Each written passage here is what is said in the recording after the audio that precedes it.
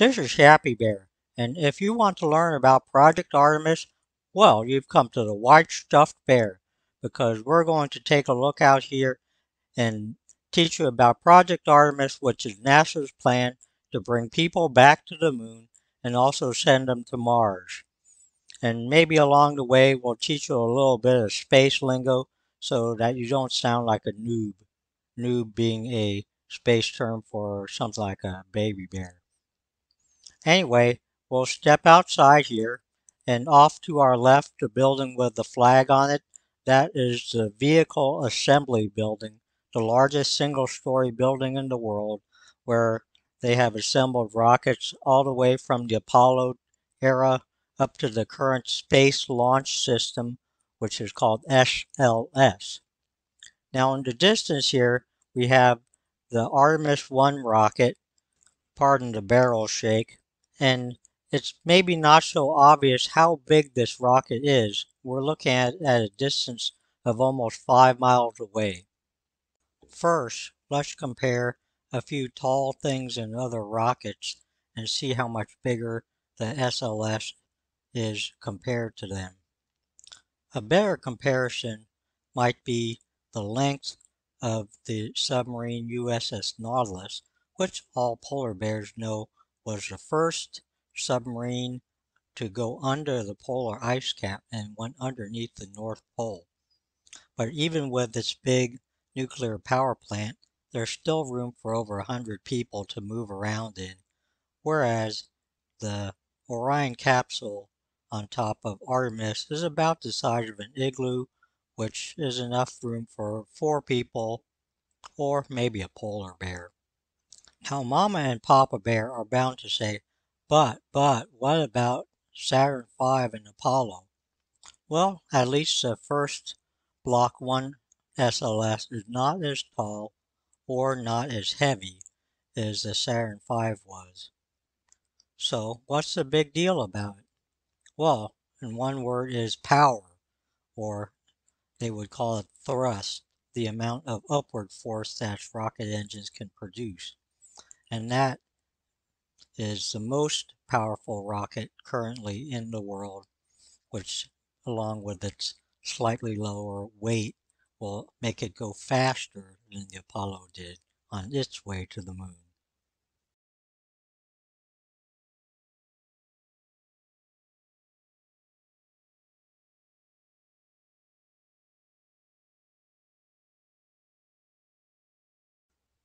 I had my friends build a 3D model of the SLS rocket and its mobile launch tower and platform so that you could get a flying bear's eye view of how all these parts go together. Down at the bottom of it is the crawler transporter, the same machine that was used by the Apollo and Space Shuttle missions to transport those from the VAB up to the launch pad. Now the main orange part is called the core stage. That is where the fuel tanks are that power the liquid fueled main engines. And on each side of them is a solid rocket booster, which everyone calls SRBs.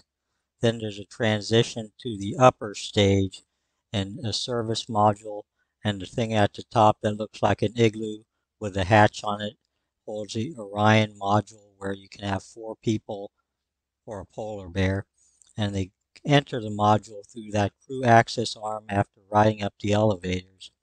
Now, alongside the tower, there are connections and swing arms that are called umbilicals. Those hold things like fuel hoses and electrical connections that connect to the rocket while it's on the pad. Down at the bottom of the SRBs here, you have these hold downs which both hold the rocket in place while it's being transported and while sitting there, and they also are able to counteract the thrust as the engines are building up power, and then bolts are let loose all simultaneously when the rocket is ready to go up in the air. Now, you can't buy one of these models at your local Happy Lobby store. That's because my friends use 3D models and printed the parts. But if you ever happen to find one online, I think you ought to buy it. Now, if you ever go to the Kennedy Space Center Visitor Center, there's an even bigger and more detailed model like this that's,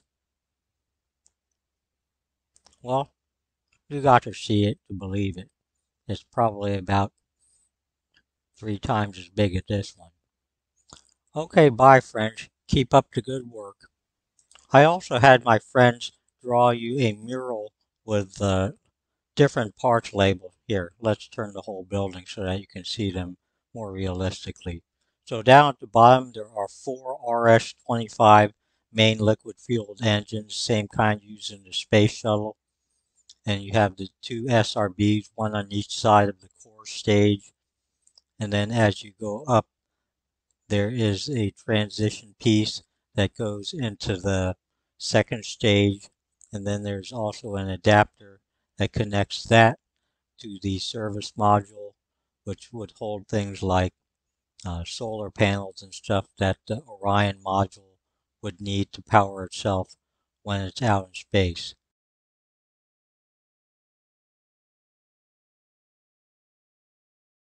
Okay, we're back outside where you can see a little bit of the VAB again, and this is how far the rocket has to transport itself to get to the pad. It's over 4 miles.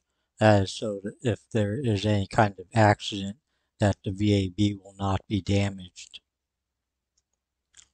Let's zoom in a little bit, and you can see that the crawler transporter is still there and is not quite sat down on the pedestals. Now, speaking of crawler transporter, they had to upgrade it a little bit in order to have the heavier weight. But the most important upgrade is right over there. You don't have to be smarter than the average bear to recognize a picnic cooler when you see it. Now we can see that the whole platform is back on the pedestals. You can see the lower umbilicals and the core stage.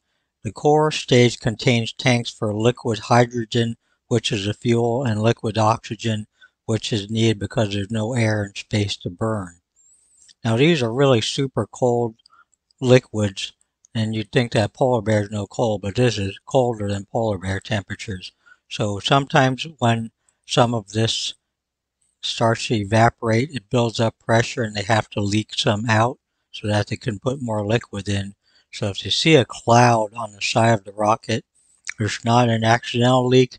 It's not me or one of my Happybear friends just flying around, but it's a liquid oxygen venting causing the cloud. And here is the crew access arm, which is how passengers enter the Orion module. And I don't think that guy with the heart has a passenger. I think he's a construction worker. Now, I know some of you are probably wondering, hey, you're a polar bear. How do you get to be part of Team Artemis? Well, I've met people from Europe, from Japan, so why not a bear from the Arctic? Early on, they had us all sign a banner, and if you look closely out there by the letter A, you'll see my signature. It says First Bear in Space. So don't let other animals' expectations limit what you can or cannot do.